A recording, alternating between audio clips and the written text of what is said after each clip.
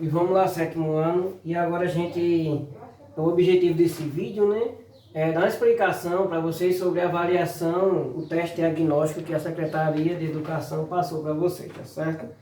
Então vamos lá. Vamos para a primeira questão, no caso. A primeira questão está dizendo assim: a figura seguinte representa um sólido, em qual das opções podem estar representar todas as faces do sólido. Pessoal, primeiro, a gente quando está falando de prismas tem algumas faces, tá certo? Alguns sólidos geométricos têm face. Um deles são um prisma. Um exemplo, se a gente tem um paralelepípedo, deixa eu ver se eu consigo desenhar um aqui. Um paralelepípedo, tá certo? O paralelepípedo ele tem 6 faces. Como se a gente pegasse aquele paralelepípedo que fica na rua. Ele tem 6 faces. Um aqui, um no fundo, um em cima, um embaixo, um aqui e outro desse lado, tá certo? Se a gente fosse detalhar aqui, ficaria mais ou menos assim. Tá certo? Deixa eu ver o que é que precisa mais aqui. É isso, 1, 2, 3, 4, 5. Se a gente fosse detalhar direitinho, tá certo? Então o prisma é mais ou menos assim. Ele tem esse quantitativo de faces, 6 faces. A gente poderia desenhar também ele dessa forma assim.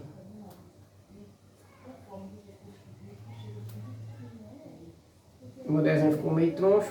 Observe que ele vai ter 6 faces, tá certo?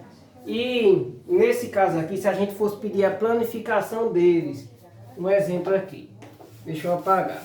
Como é que eu poderia planificar esse prisma? A gente poderia desenhar ele dessa forma aqui, ó. 1, 2, 3, 4.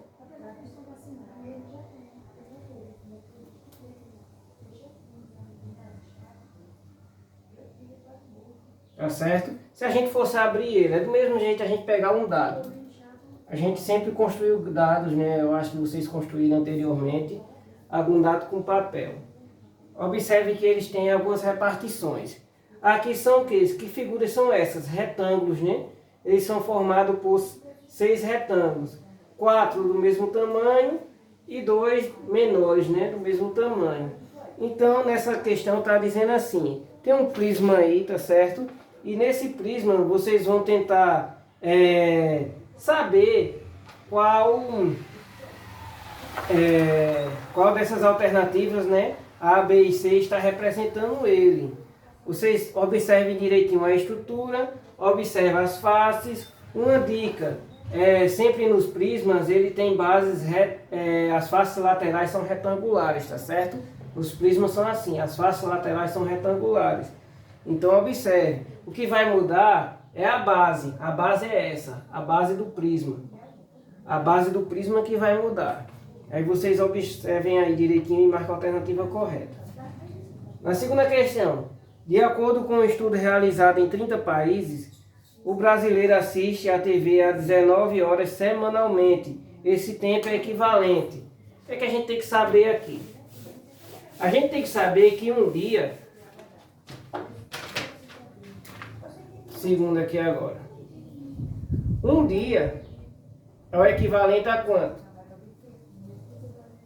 A 24 horas, tá certo? Então, sabendo essa informação é importante. Tá dizendo assim, na primeira alternativa, esse tempo, 19 horas no caso, né? É equivalente a menos de um dia por semana, isso é verdade. Metade de um dia por semana ou 2 dias por semana. Veja aí, 19 horas.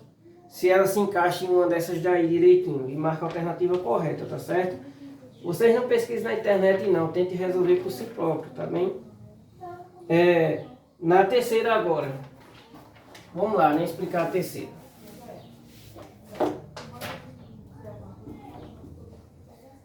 Na terceira está dizendo assim: para ir à escola, Bruno acorda às 6h45, tá certo? 6 horas e 45 minutos.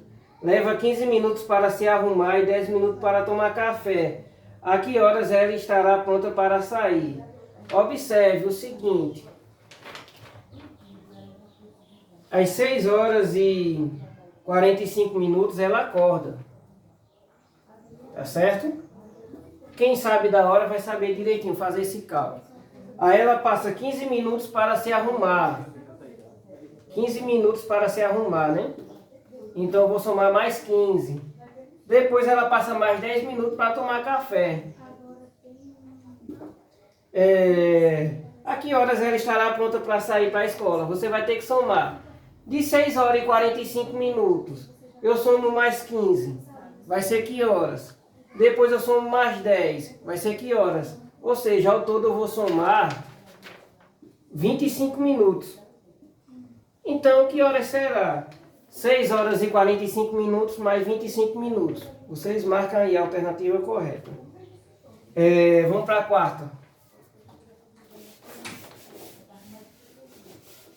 Quarta questão. Utilizando o quadradinho como unidade de medida, qual é a área que a figura abaixo ocupa na malha quadriculada? Vamos lá, né? Agora a gente vai falar um pouco de área. Essa daqui é a quarta questão. A gente pode representar uma malha quadriculada, tá certo? E cada quadradinho desse representar uma unidade de área. Como assim, professor? A área é uma unidade de superfície, tá certo? Se eu quero medir alguma superfície, eu utilizo a área. Superfície é um espaço, tá certo? Um chão, um exemplo. O chão é um espaço, uma cerâmica. Uma cerâmica, se eu quero saber a área da cerâmica, eu quero saber a área daquele espaço, da superfície da cerâmica que tem ali. Então, eu vou dar um exemplo aqui para vocês. Eu vou desenhar aqui nessa malha quadriculada uma figura. E eu quero calcular a área dessa figura. Vamos ver. Eu vou desenhar aqui. Vai ficar muito desenhado, bem desenhado não.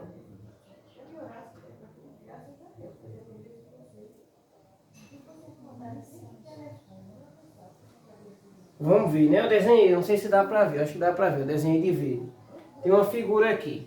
Ela tá basicamente assim, tipo um L. Eu quero saber quantas unidades de área tem essa figura. O que é que eu faço? Só contar os quadradinhos. 1, 2, 3, 4, 5, 6, 7, 8, 9, 10, 11, 12, 13, 14. Então essa figura que eu desenhei é 14 unidades de área. Só que aí, observe que a figura não dá para ver os quadradinhos de dentro. O que é que você vai observar? Tá mais ou menos assim, né, essa figura. Tá mais ou menos assim não, né? Eu estou dizendo um exemplo, que não tem a parte de dentro. Você vai observar, tentar completar aí.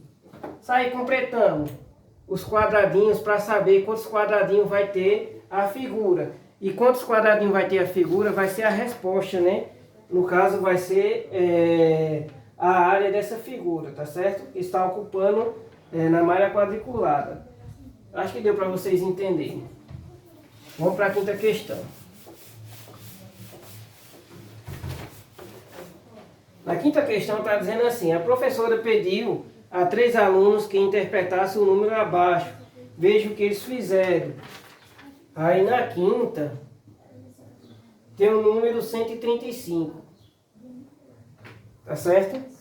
Tem esse número 135. E tem uma aluna que diz assim: uma centena e 5 unidades. O outro fala uma centena e 35 unidades. Já o outro, 13 dezenas e 5 unidades. O que é que eu tenho que saber aqui? O que é que eu tenho que saber? Eita, aqui é 135, né? Eu tenho que saber que uma dezena é o equivalente a 10 unidades, tá certo?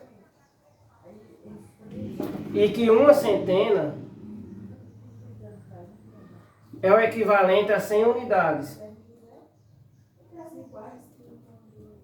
Aí você veja aí, é só sair somando. Qual desses alunos acertaram?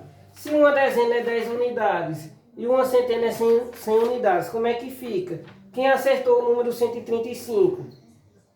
Foi, na letra A, Jane e Afonso? Será Mateus e Afonso, Jane e Mateus ou somente Jane? Vocês vejam aí quem acertou, tá certo? Então com essas dicas eu tenho certeza que vocês vão tirar a nota máxima aí, tá certo, gente?